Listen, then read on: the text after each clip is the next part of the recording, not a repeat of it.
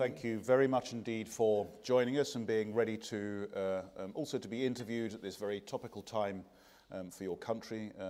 It's great to have you here. Thank you very much. I wanted to start by getting your sense of the macroeconomic outlook at the moment for Italy. What are the opportunities and challenges that you face in the coming months? Yes, as I think everybody knows, Italy is now in a macroeconomic situation that is not very good.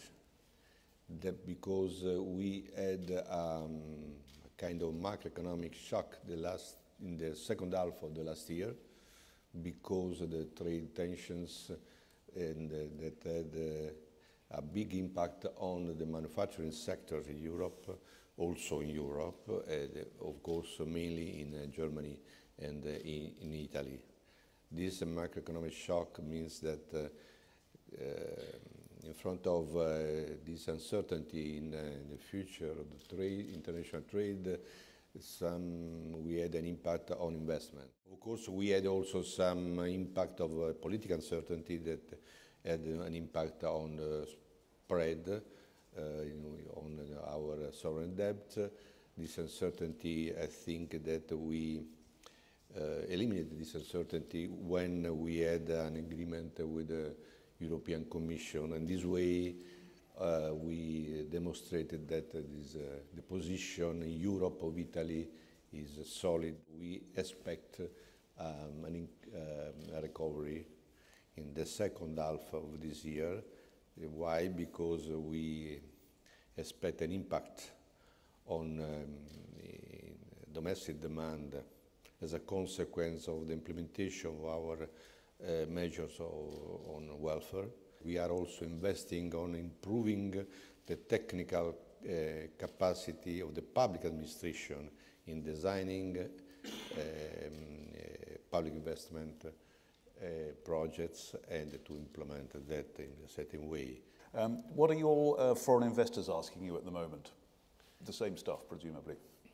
Yeah, they ask, the investor ask our different kind of bonds. I think that there is a big demand for long-dated bonds. We issued a week ago for 20 years long-dated bonds, and we had a big success.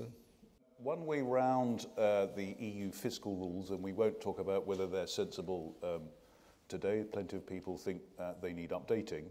One way round is this ingenious but crazy seeming mini-bot scheme, which was approved on a non-binding vote by the Chamber of Deputies last week, and it looks to some like the introduction of a parallel currency, albeit it could help solve the deficit rules problem for generating debt without generating debt.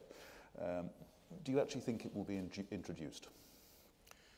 No, I don't think so, because I want to be clear about that. The introduction of these instruments are not in the agenda of the Ministry of Treasury.